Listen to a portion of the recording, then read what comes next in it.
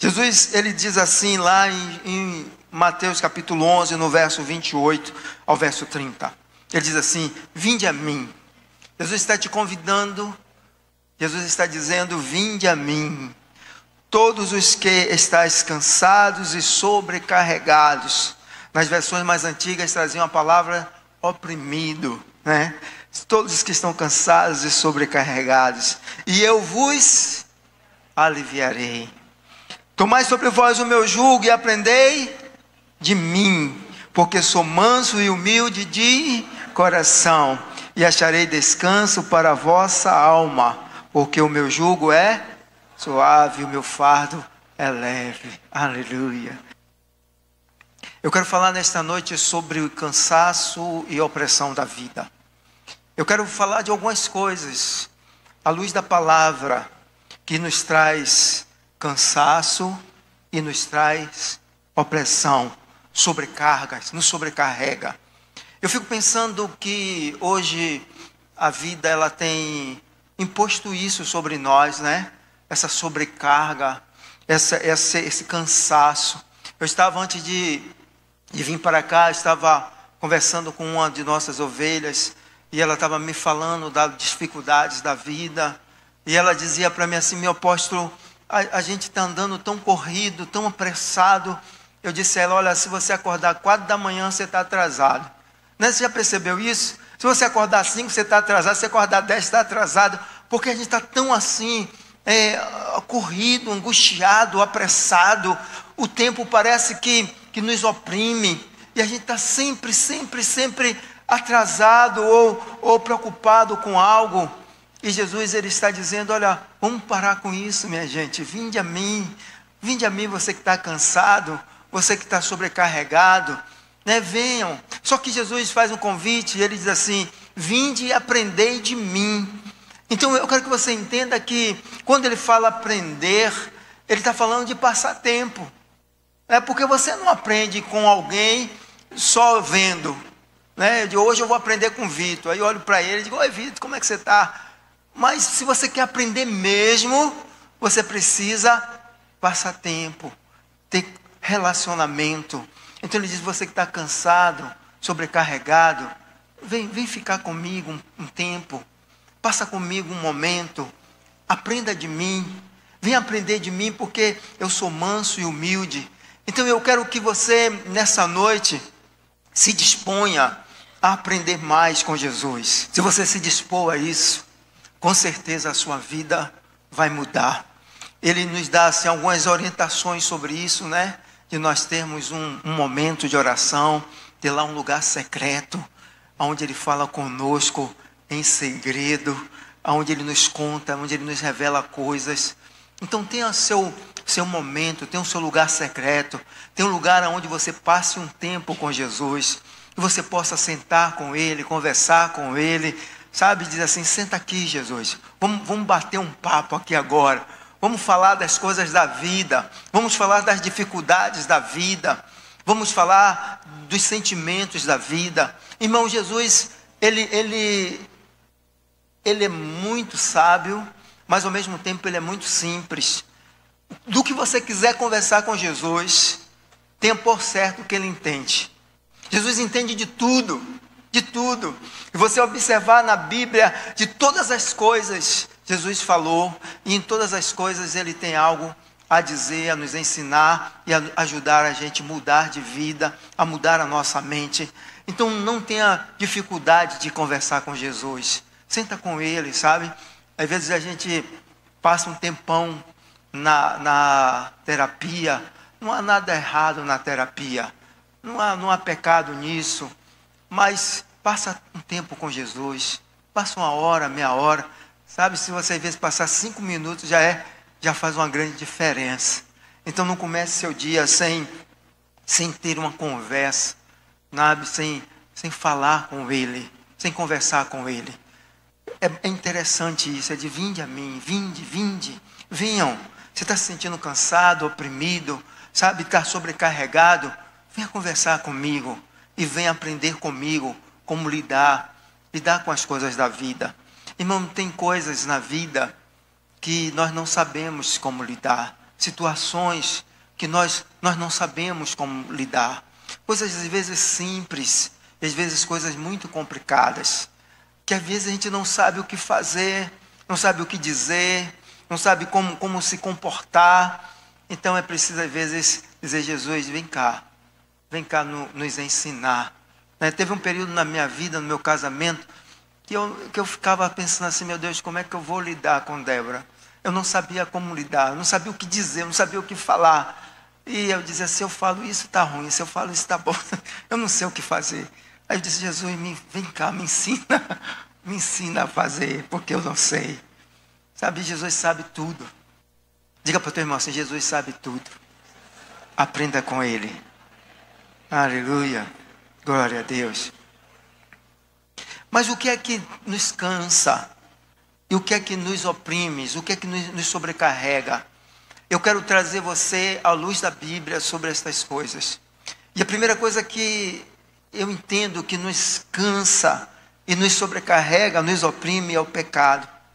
Sabe, quando nós levamos um fardo pesado do pecado, o pecado ele nos oprime, o pecado ele nos cansa, o pecado nos destrói.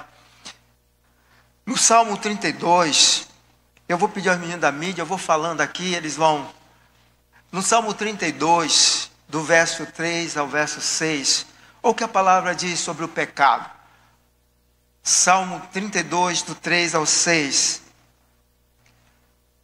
Achamos: enquanto eu me calei, os meus ossos desfinharam, com os meus gemidos o dia todo. Pois dia e noite a tua mão pesava sobre mim, as minhas forças foram se esgotando como na seca do verão. Então reconheci diante de ti o meu pecado, e não encobri a minha iniquidade. Eu disse: confessarei as minhas transgressões ao Senhor, e tu perdoastes a iniquidade do meu pecado. Uau! Enquanto eu me calei, meus ossos estavam se secando. Sabe quando você guarda um pecado, ele vai te comendo, ele vai te destruindo, ele vai tirando a sua paz. Existe um sentimento perverso, chamado sentimento de culpa. E todo homem que vive embaixo do jugo do sentimento de culpa, ele perde o equilíbrio. Ele se torna uma pessoa nervosa, impaciente, sabe, doente, porque aquilo fica comendo por dentro dele. É isso que o salmista está dizendo. E isso é tão pesado que trouxe para ele doença para o seu corpo, doença física provocada pelas suas emoções. Por isso a Bíblia diz que quem confessa e deixa encontra misericórdia.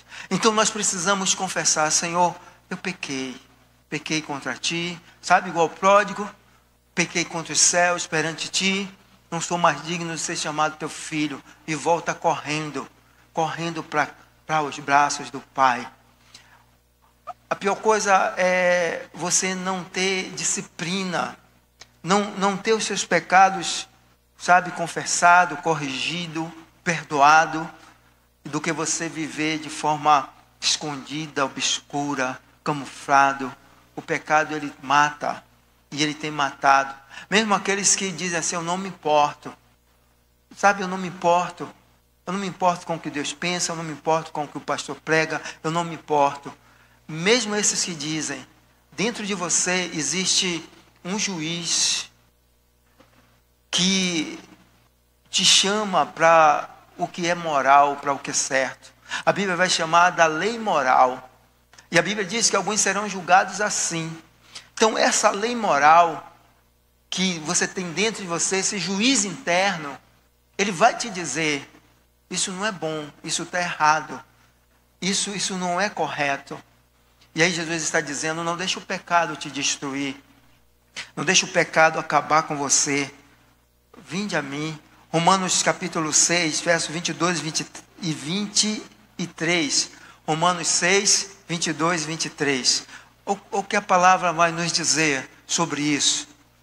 Agora, porém, que vocês foram libertos do pecado, se tornaram escravos de Deus, o fruto que colhem leva à santidade, e o seu fim é a vida eterna. Porque o salário do pecado é a morte, mas o dom gratuito de Deus é a vida eterna em Cristo Jesus, nosso Senhor. Então, vinde a mim para você ter vida eterna. Você não tem que viver com o pecado. O pecado está te levando à morte. O pecado, ele te dá às vezes 1 hora, 30 minutos de prazer e uma vida inteira de dor, de destruição. Conheço pessoas que tiveram 30 minutos de felicidade com o pecado e o resto da vida toda destruída por causa de 1 minuto, 1 dia, 1 hora, 30 minutos com o pecado. A vida inteira destruída por causa de um pecado. Conheci uma garota, ela teve relações com um rapaz, engravidou, e esse rapaz não quis saber dela, desprezou, e eu a encontrei à beira do suicídio, porque ela não conseguia sobreviver, ela não se achava mais com força para viver, desesperada, angustiada, e ela batia na barriga, na tentativa de matar o filho dentro da barriga.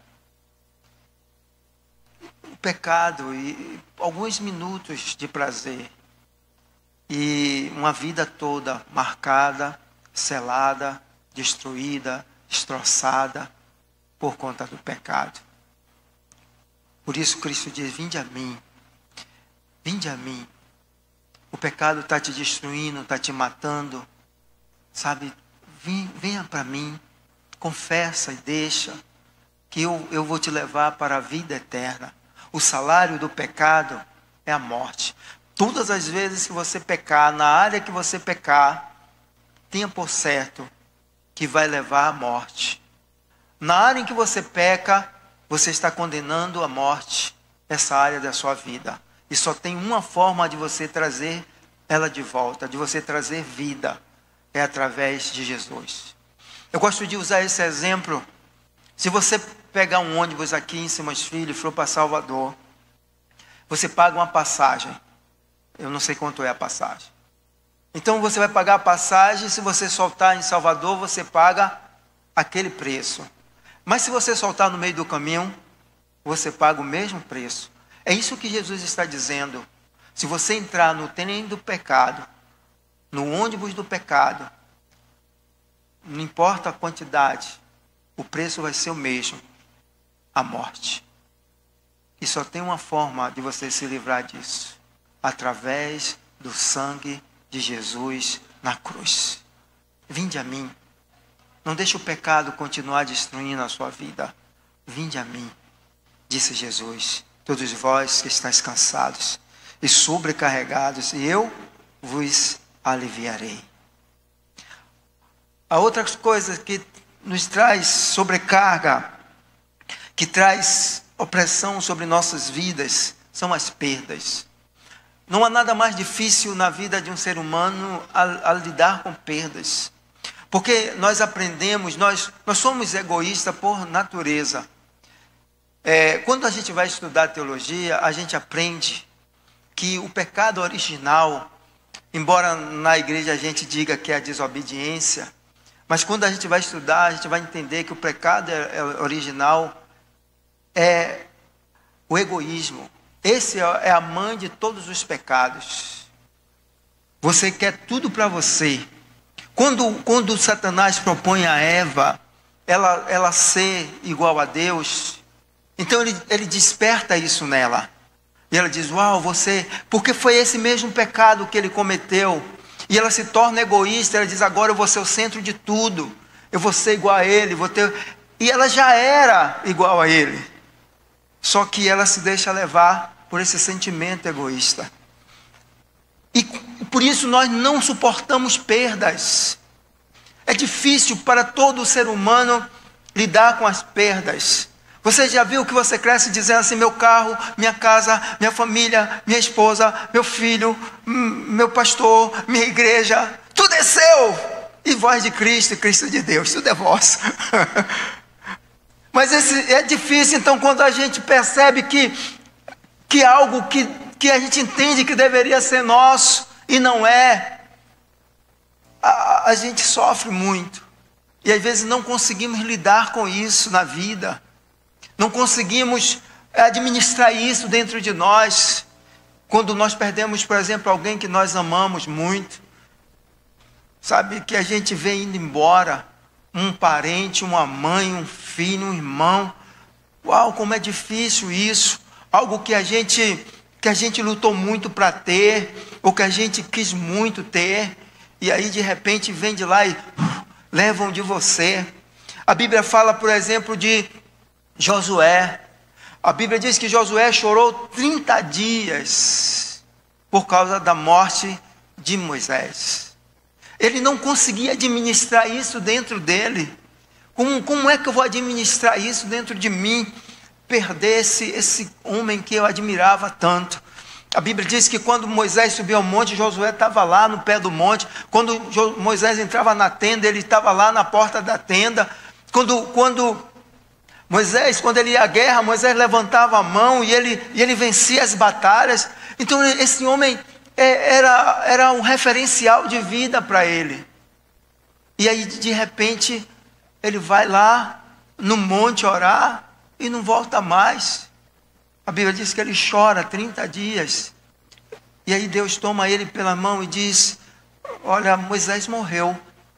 Eu acho isso tão forte, né, de Deus. Deus chegar assim e dizer assim: olha, fulano morreu. E hoje há uma grande discussão, às vezes, sobre essa questão, às vezes, de informar, por exemplo, sobre a morte de uma pessoa. E aí se discute muito sobre isso. Fala, não fala, diz, não diz. Por exemplo, uma criança deve saber, não deve saber. É uma coisa muito, às vezes, complexa, porque nós não sabemos lidar com isso. Eu me lembro que quando meu pai morreu, eu tinha 6 anos de idade. E minha mãe gritando, chorando. E eu não entendia muito aquilo. E aí me levaram lá no lugar do velório, onde ele estava, o corpo dele. Eu era muito baixinho. E aí um tio meu, que era grandão, chegou perto de mim e disse assim: olha, seu pai, ele está ali. Aí eu disse: é meu pai. Ele disse: você quer ver? Eu disse: eu quero. Aí ele me carregou, que ele era grandão, aí me carregou assim por trás e me levou de junto do corpo do meu pai. E eu olhei e vi meu pai.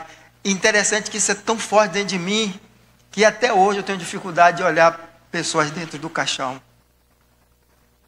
Eu tenho dificuldade com isso. Mas você não é apóstolo? Eu sou apóstolo, mas não sei lidar com isso. Eu olho, mas eu não tenho dificuldade em manipular um morto, ver um morto e tal. Mas dentro do caixão eu tenho dificuldade. Interessante isso, né? É perdas que às vezes a gente não sabe lidar com elas. Tem pessoas que levam a vida toda sofrendo, nunca conseguem se erguer. Algumas pessoas porque perderam alguém, um ente querido. Outros porque perderam o amor da sua vida. Né? Tem pessoas que estão com 100 anos e ainda guardam o bilhete, a foto do namorado.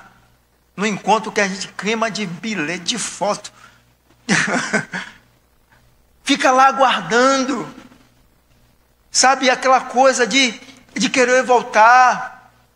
A minha mãe, embora ela tenha se casado outra vez, ela nunca conseguiu esquecer o meu pai. E ela falava dele com uma paixão, sabe, com a vontade que aquele dia nunca tivesse existido. E aí a gente perde coisas na vida. Agora, infelizmente, todos nós um dia já perdemos algo. E talvez ainda alguns aqui vão perder coisas preciosas. E aí às vezes a gente não consegue lidar com isso. E Jesus disse assim: vinde a mim. Vinde a mim.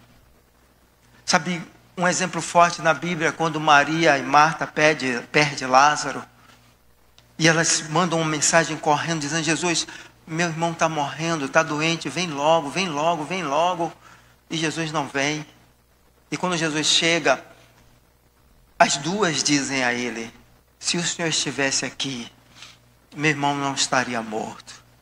Eu fico pensando o coração daquelas mulheres e o coração de Jesus. Isso é tão forte que quando Jesus vê os judeus chorando, Jesus chora também.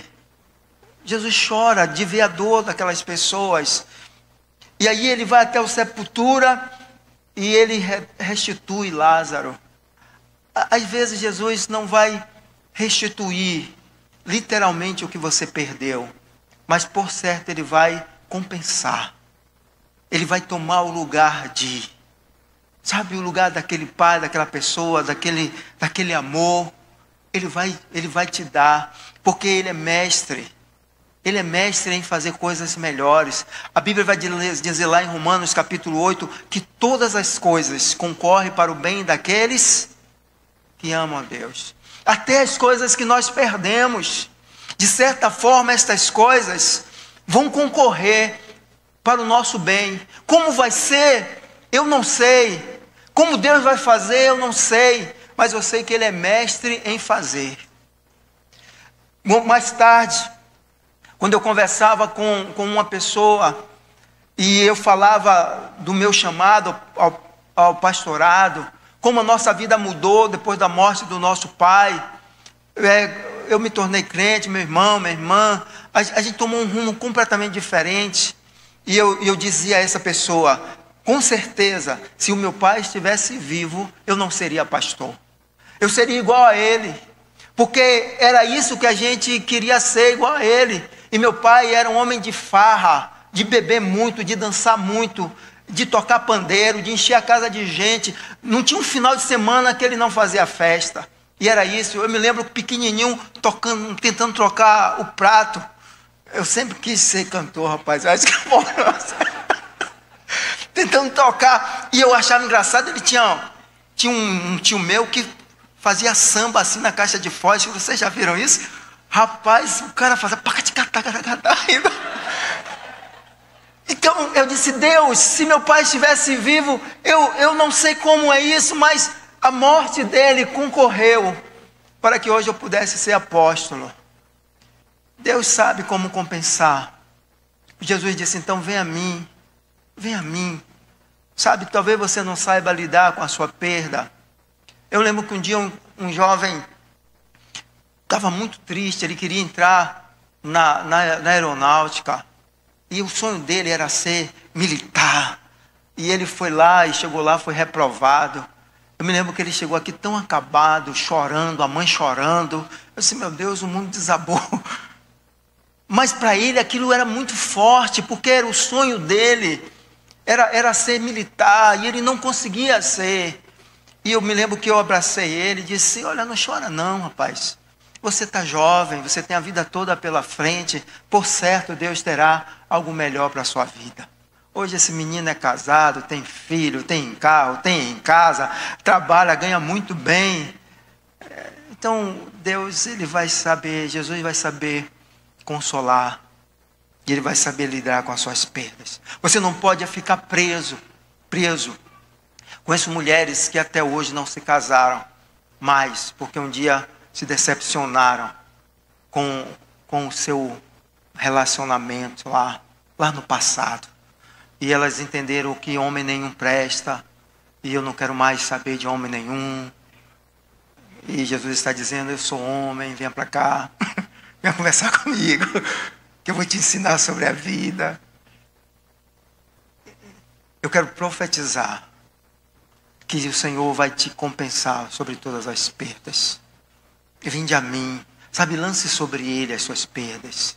Fala para Ele, e com certeza Ele vai te consolar.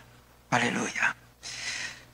Outra coisa que nos sobrecarrega e nos oprime, nos faz ficar cansado, é o medo. Sabe, às vezes nós temos medo das coisas. Medo do futuro, medo de não dar certo, medo de não conseguir vencer determinadas coisas. Aí a palavra de Deus, Paulo escrevendo a Timóteo, diz: Timóteo, Jesus Cristo não nos deu o espírito de medo, mas espírito de fortaleza, de moderação e espírito de amor. Não tenha medo, não tenha medo, não tenha medo. O medo foi tão forte na vida do profeta, que quando Jezabel disse a ele: eu vou te matar, eu não durmo, eu não descanso enquanto não ver você morto. Aí o profeta sai correndo pela vida, fugindo, desesperado, vai se parar lá embaixo do zimbro, depois dentro de uma caverna, e Deus diz a ele: o que você está fazendo aqui? Ele disse: eu estou apavorado, porque eu fiquei só, e agora a minha vida está sobre ameaça. Jesus diz a ele: não tenha medo, olha, eu tenho 7.000 joelhos que não se dobraram a barro. Volta, volta, volta, volta. Não tenha medo. O medo é paralisante. O medo de não passar no concurso, o medo de não passar na prova, o medo de não concluir a faculdade. Sabe, são tantos medos que tentam nos paralisar. Medo de não ter recursos, medo de não conseguir pagar a prestação da casa, medo de perder o carro. Aí Jó vai dizer assim: aquilo que eu tinha medo me aconteceu. Às vezes você alimenta tanto medo que você trabalha para que ele se torne uma realidade. Porque a fé é chamar à existência aquilo que não existe. E aí você vai usar a sua fé motivada pelo medo. E você vai dar vida. Qual é a arma preferida de Satanás? É o medo. Você já percebeu isso? Que todas as vezes que você se bate com o diabo, a primeira coisa que ele faz é colocar medo em você. Ele diz: eu vou matar você, vou matar a sua família, vou destruir tudo. Para que você possa... Aí você acorda de manhã, tem lá uma macumba na sua porta. Aí você passa o resto da vida, o resto do mês: ai meu Deus, fizeram uma macumba para mim. O que está em você? Digo: o que está em mim é maior do que o que botaram na minha porta.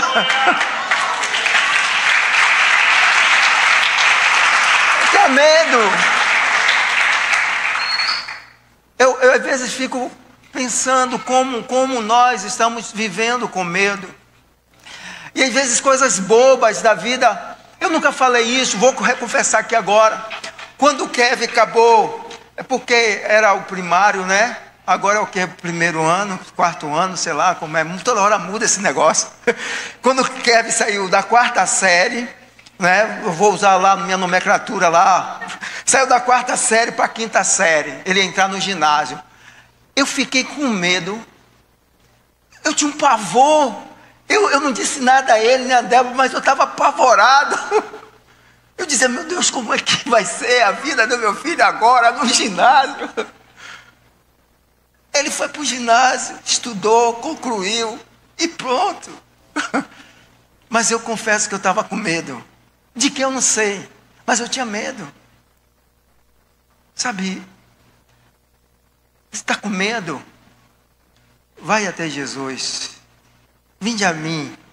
Não deixe o medo te paralisar. Não deixe o medo destruir a sua vida. Não deixe o medo, sabe, acabar com você. Se levante, se posicione, diga: todas as coisas eu posso naquele que me fortalece.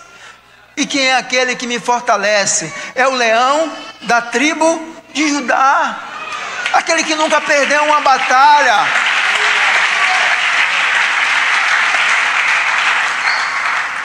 Vinde a mim, porque eu sou aquele que luta as suas lutas, que luta as suas guerras. Não temas, pois eu sou contigo, diz o Senhor. Não temas, não temas, não temas, não temas, não temas, não temas, não temas, não temas. Não deixe o medo te paralisar. Não deixe. Sabe, existem situações que nos apavoram mesmo, que a gente fica pensando como é que vai ser, como é que vai dar, como é que vai resolver, Ai, Jesus toma conta de tudo. Existe uma cena engraçada, não sei se já vai lembrar disso. Nós estávamos no auge da visão G12 e estávamos entrando no mover do Espírito Santo, do mistério, da palavra profética. E aí falaram em línguas. E aí veio um argentino aqui para a cidade. E o argentino se invocou comigo. Aí ele foi para a rádio no tempo do pastor Braz, e disse: esse negócio de língua estranha, de profecia, tudo isso é mentira. E aquele apóstolo João, diga a ele que eu vou pegar ele. E disseram como ele era lutador de boxe. E aí ele foi na casa do irmão lá, do pessoal lá, e disse assim: olha, eu vou pegar ele, vou pegar ele e tal. Aí eu liguei, aí estava tendo um congresso aqui, a igreja lotada, uma unção tremenda. Aí eu liguei para os homens, né? Os varões valorosos. E disse: ó, o argentino vai me pegar. Vocês ficam aí de olho, quando eu chegar, vocês me protegem. Porque aí estava o apóstolo, aí os irmãos se reuniram, fizeram aqui, montaram um esquema de segurança e ficou todo mundo no altar. Esqueceram da porta. Aí eu cheguei com o carro, tentei estacionar na frente e não tinha onde estacionar. Parei aqui do lado. Quando eu paro do lado, está o argentino. Eu disse: meu Deus, agora. Aí eu saí do carro, disse: meu bem, vai embora. Quando eu apanhava sozinho. Aí o argentino olhou para mim e disse: apóstolo Jones. Eu disse: pois não, como vai o senhor? Eu disse: uau!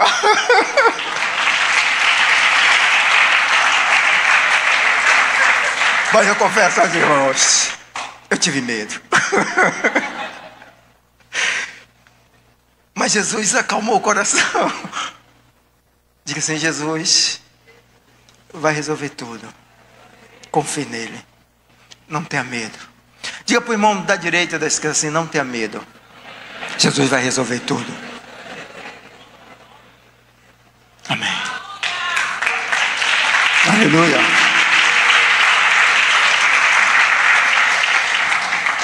Eu vou correr aqui.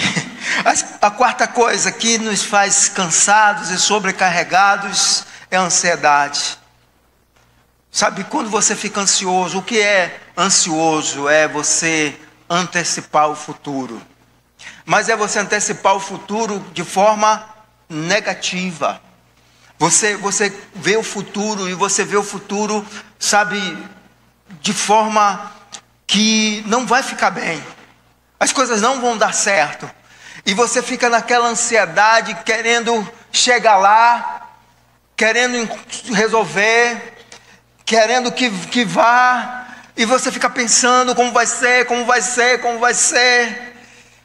E aí você nunca consegue resolver. Aí o que a palavra nos diz lá, Filipenses 4, 6, 8. Filipenses 6 até o 8. Filipenses 4, de 6 a 8. Uau! Filipenses 4. Não andem ansiosos por coisa alguma, mas em tudo, por meio da oração e da súplica, com ação de graças, apresente os seus pedidos a Deus. Aqui entra a gratidão, tá vendo? Seja grato: Senhor, tu sabes, e vai lá. Então a paz de Deus, que excede todo entendimento, guardará o coração e os pensamentos de vocês em Cristo Jesus. Finalmente, irmãos, pensem em tudo que for verdadeiro, tudo que for digno de respeito, tudo que for justo, tudo que for puro, tudo que for amável, tudo que for de boa fama, e em tudo que houver alguma virtude ou algo de louvor. É isso, é o remédio, a receita. Jesus disse: vem para mim, porque eu vou te dar. Aí ele diz a palavra aos apóstolos: a minha paz eu vos dou, e não o dou como o mundo a dá. É essa paz que vai além do que eu penso, do que eu imagino. É essa paz que está em mim. Então lançai sobre ele. Lança. Ah, Senhor, estou tão preocupado, estou tão inquieto. Recebe aí. Aleluia. A quinta. A enfermidade. A enfermidade. A enfermidade, ela nos oprime. Ela nos faz ficar cansado, sobrecarregado. A pior coisa na vida é você viver embaixo de uma doença ou viver com pessoas doentes. A doença, ela não só adoece o corpo, ela adoece também a nossa alma, a nossa fé, o nosso relacionamento com Deus. Às vezes a gente está tão doente que a gente não consegue nem orar, né? Ou vivendo com tanta doença que a gente não sabe como agir, não sabe como fazer. E aí a palavra de Deus já nos diz lá em Isaías, nosso pastor leu isso no início, ele levou sobre si as nossas dores, a nossa enfermidade, o castigo que nos traz a paz estava sobre ele. Então lança sobre ele a tua enfermidade, porque ele é a cura. Ele é a cura. Para a tua enfermidade na alma, a tua enfermidade no corpo. Aonde houver uma enfermidade, Jesus é a cura. O apóstolo Tiago diz assim: se tem alguém doente, unja com óleo, chame os presbíteros e ore.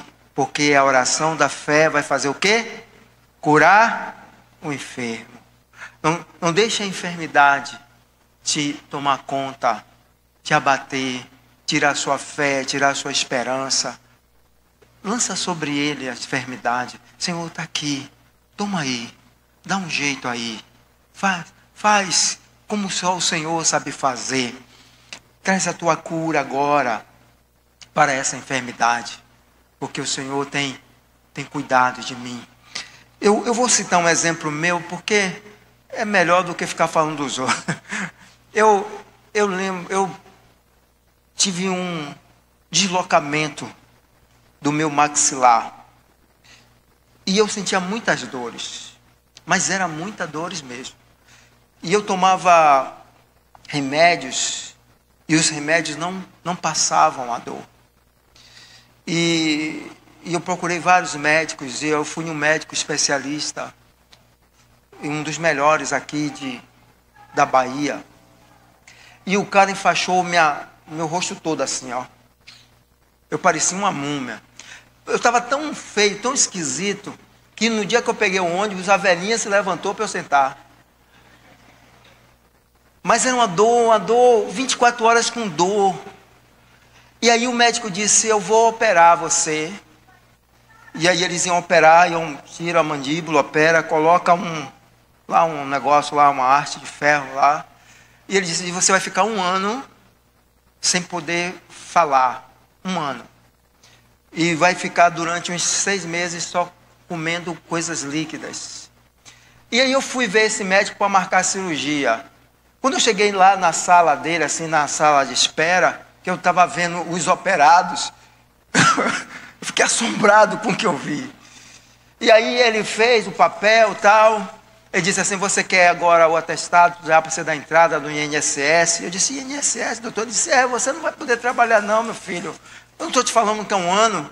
Eu disse: tá bom. E aí ele me deu os papéis todos lá para cirurgia, consulta com anestesista, tudo que tinha que fazer. Eu saí daquele lugar e eu disse: Deus, como é que vai ser? Eu vou levar 1 ano sem pregar, 1 ano sem abrir minha boca, 1 ano sem poder falar do teu amor. O Senhor vai deixar isso acontecer comigo? Por favor, vem me operar. Faz alguma coisa. E aí eu recebi. Aí eu não sei como essa notícia espalhou. De que eu ia operar, de que eu ia ficar sem falar. Aí eu me lembro que eu recebi uma ligação de um irmão do Rio de Janeiro. Disse: pastor Jones, tudo bem? O senhor não me conhece não. Mas a nossa igreja está orando por você. soube que você vai precisar operar, a gente fez uma vigília para Deus te curar. Eu disse, glória a Deus, o Senhor está se movendo pelo mundo. E aí, irmãos, um dia de manhã eu acordei e não tinha mais dor. Tudo tinha voltado para o lugar.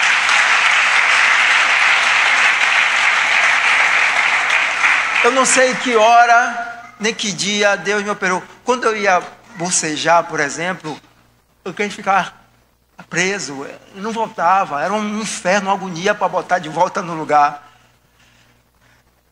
E Deus me operou, e Deus fez. Que hora Ele fez? Eu nem sei que hora foi que Ele me operou. Lançai sobre Ele a vossa enfermidade. Vinde a mim, sabe, eu curo as suas enfermidades, eu sou o Deus que te saro. Eu sou o Deus que te sara. Eu sou o Deus que te cura. Você pode crer nisso? Creia que Ele é o Deus da cura. A última coisa que eu quero falar é sobre decepção. A decepção com a vida, com as pessoas, elas trazem opressão sobre nós, ela traz cansaço. Quando você se decepciona, você não tem fôlego, ânimo para continuar, às vezes, caminhando. Quando você se decepciona, você tem vontade, às vezes, até de morrer. Eu não sei de quantos de vocês aqui já se decepcionaram com alguém, com pessoas, sabe, em determinadas situações. Eu fico pensando quantas pessoas decepcionaram Jesus. Jesus beija Judas e chama ele de amigo. E o cara tinha ido entregar ele para a morte. Jesus olha para Pedro e diz, você vai me trair, Pedro. Você vai me negar. E Pedro diz, eu não vou. Vai. Quando Jesus ressuscita, ele encontra 7 apóstolos pescando. Largaram o ministério, foram pescar. Quantas decepções. Sabe, se a gente fosse somar aqui, eu acho que Jesus é o maior exemplo que nós temos de um ser humano que sofreu muitas decepções na vida, mas ele venceu todas elas. A Bíblia fala disso. Lá em 1 Samuel, no capítulo 8, do 5 ao 7, Samuel vai orar a Deus. E Samuel está muito decepcionado. Porque Samuel fica velho, ele é excelente em tudo que ele faz, nomeia os filhos para dar continuidade ao seu legado, ao seu trabalho. E aí, o povo rejeita os filhos de Samuel e diz a ele, nós queremos um rei. A Bíblia diz que Samuel vai orar a Deus e Deus diz a ele assim, olha, não foi a vocês a quem eles rejeitaram, foi a mim. Foi a mim que eles rejeitaram, não foi a vocês. E aí Deus começa a dizer a Samuel como vai ser o rei, como o rei vai agir. Mas para Samuel estava difícil para ele conviver com essa realidade. Paulo, abre lá em Atos 18. Em Atos 18, o apóstolo Paulo, ele começa a pregar o evangelho. E a Bíblia diz que os judeus rejeitam ele. E ele fica muito decepcionado. A Bíblia diz que a ponto dele sacudir as suas vestes. Sacudir assim, ó, dizer, olha, fiquem aí. Eu não tenho mais nada com vocês. Não quero conversa com vocês. Eu não quero mais. E aí depois dessas coisas ele sai. Ele vai pregar aos gentios. Aí já é o verso 9. Se você quiser botar no verso 9. Aí Deus fala com ele. Olha o que Deus fala com ele. Certa noite, sabe, depois dele ter passado por essa dor da decepção, E aí ele vai ministrar aos gentios. Aí Deus aparece a ele e diz assim: certa noite o Senhor falou a Paulo em visão: não tenha medo, continue falando e não fique calado, pois eu estou com você, e ninguém lhe fará mal, nem o ferirá, porque tenho muita gente nesta cidade. O Senhor Jesus vai dizer a Paulo: não tenha medo, Paulo. Não fica assim, não. Eu sou com você. Eu tenho muita gente nessa cidade. Ninguém vai te ferir, ninguém vai te magoar. Eu estou com você. Sabe, irmãos, lidar com a decepção é uma das coisas mais difíceis da vida. Porque dá uma mistura de ódio, de raiva, de incapacidade. Sabe, a sua autoestima vai lá para baixo, porque você não sabe o que dizer, o que fazer. E às vezes até você se pergunta: o que foi que eu fiz, aonde eu errei. Mas Jesus sabe muito bem o que é isso. A Bíblia diz que Jesus foi rejeitado desde o dia em que ele nasceu até lá na cruz. Jesus teve que conviver com a decepção. Muita gente decepcionou Jesus. Muita gente. Mas ele sobreviver com isso. E ele nos ensina, sabe, venha a mim. Venha a mim. Está cansado, sobrecarregado.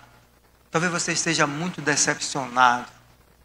E às vezes nós nos decepcionamos com pessoas, com coisas, ainda às vezes que aquela pessoa não queira. Mas às vezes nós criamos uma expectativa muito grande e a pessoa não corresponde à expectativa que nós criamos. E nós nos decepcionamos com ela. Nos decepcionamos com o que ela faz, com o que ela diz. E aí a gente vai perdendo a alegria da vida. Quantas mulheres vivem hoje amarguradas? Porque esperavam ter um marido melhor. E elas se decepcionam a cada dia com ele. Quantos filhos estão decepcionados com o pai? Quantos maridos estão decepcionados com as suas esposas? Porque a gente criou uma expectativa, criou uma imagem. E essa imagem que nós criamos, ela não condiz com a realidade que nós vivemos. E Jesus está nos dizendo: vem a mim. Você está cansado. Quanta expectativa nós criamos. Sabe, uma das coisas que eu vi muito na visão? Às vezes a gente criava um discípulo e a gente criava uma expectativa tão grande nesse discípulo. E a gente levava tanta fé nele. E a gente acreditava tanto. E de repente, ele vai embora. De repente ele não é nada do que a gente pensou. Vai dar uma vontade de desistir. Dá uma vontade de não continuar. Dá uma vontade de largar tudo.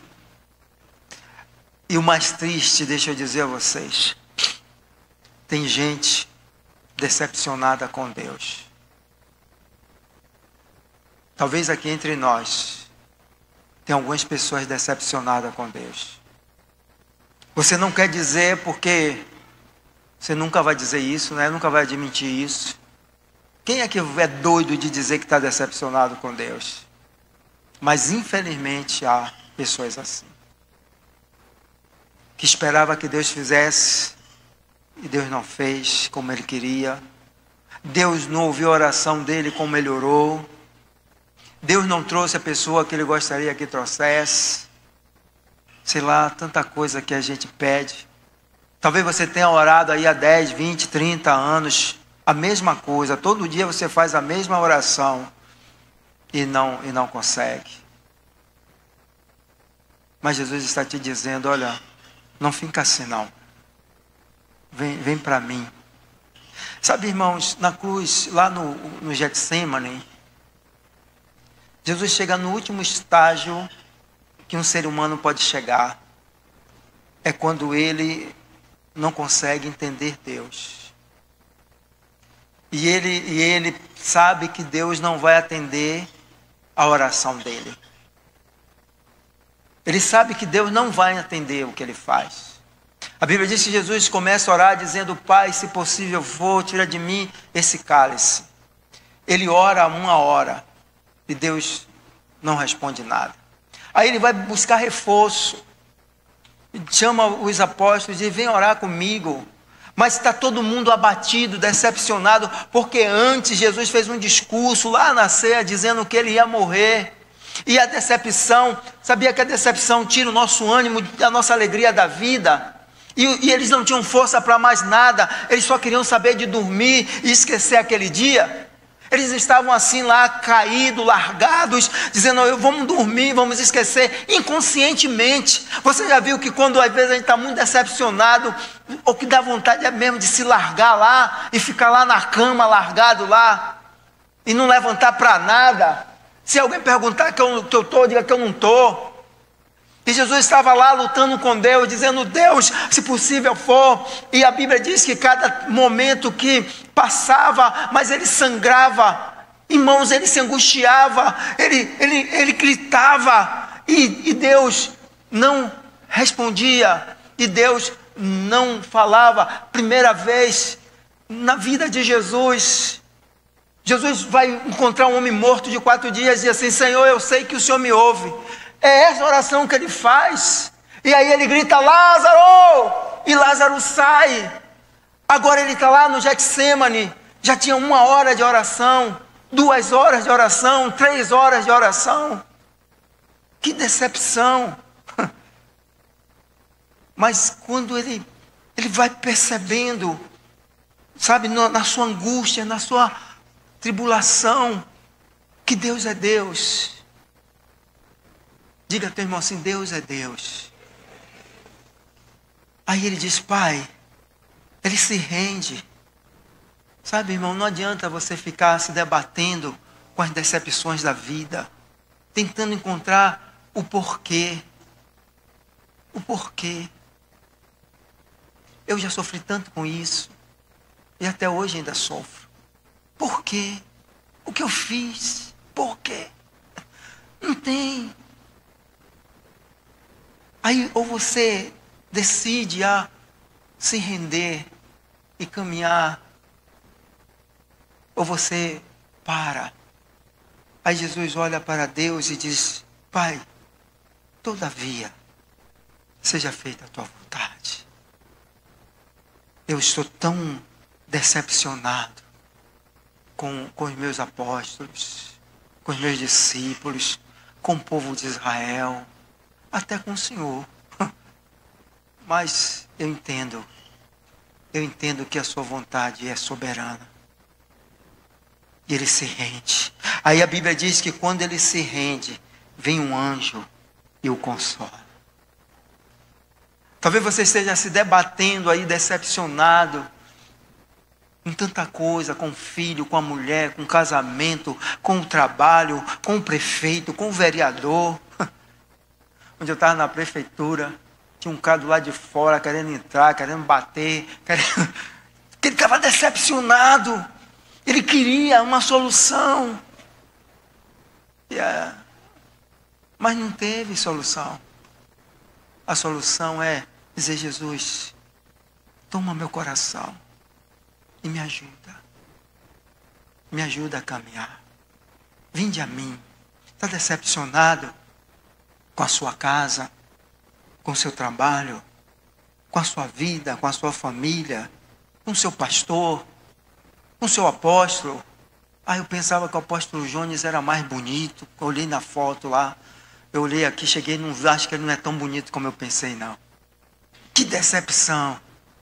Mas aí, entrega na mão do Senhor. Entrega na mão de Deus. Entrega.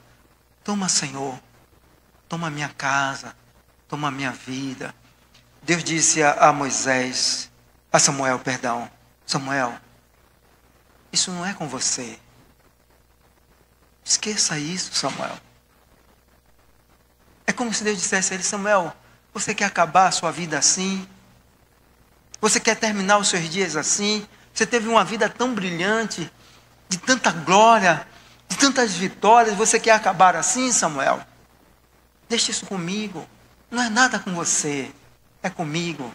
Entrega teu caminho ao Senhor. Entrega as suas decepções ao Senhor. Confia nele e Ele tudo fará. Senhor, eu te entrego a minha vida. Eu te entrego tudo. Aleluia. Eu lembro que uma vez eu fiz uma viagem para um congresso. Eu estava tão cheio de expectativa naquele congresso. E eu achei que eu ia chegar lá, ia ser recebido de uma forma tão calorosa.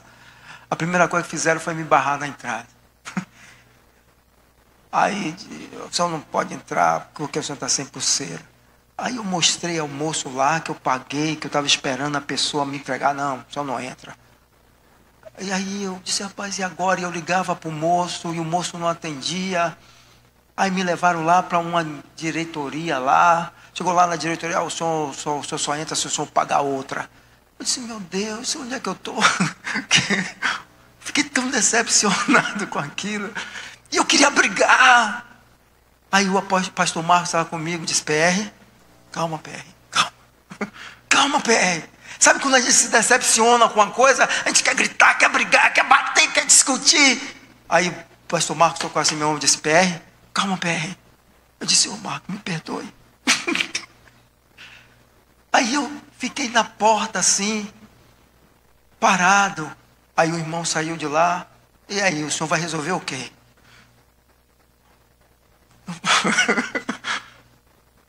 Eu disse, ô Jesus. Eu pensei que eu ia ser amado nesse lugar. Aí depois Jesus veio e resolveu tudo, gente. Jesus resolveu tudo. A apóstola, sabe o que a apóstola fez? Entrou e sentou, pronto. Ai, minha senhora. Pronto. Depois se jogou no chão e começou a adorar e adorar. E eu lá fora brigando.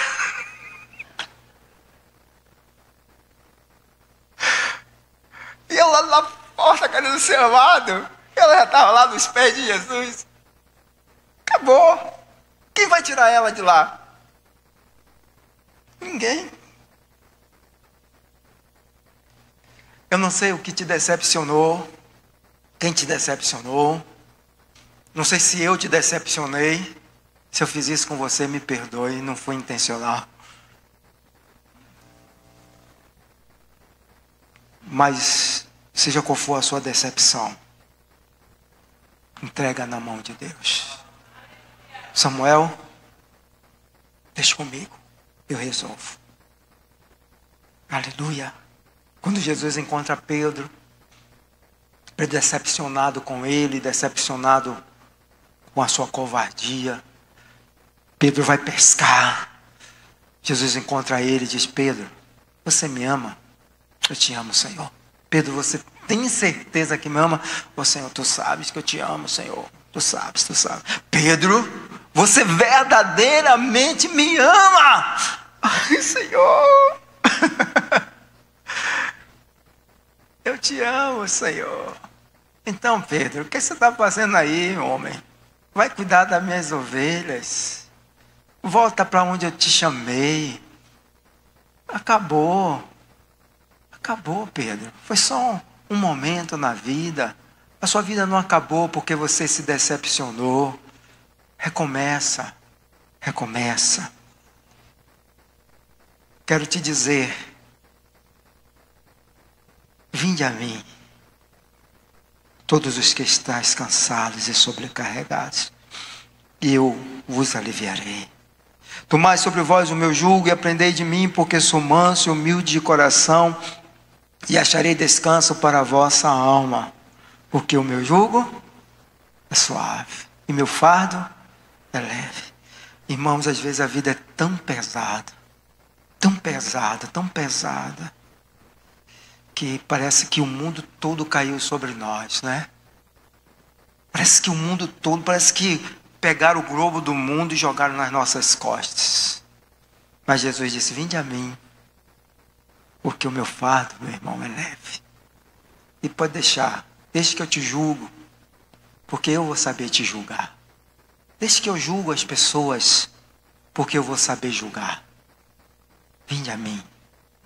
O meu fardo é leve e o meu jugo suave. Fica de pé.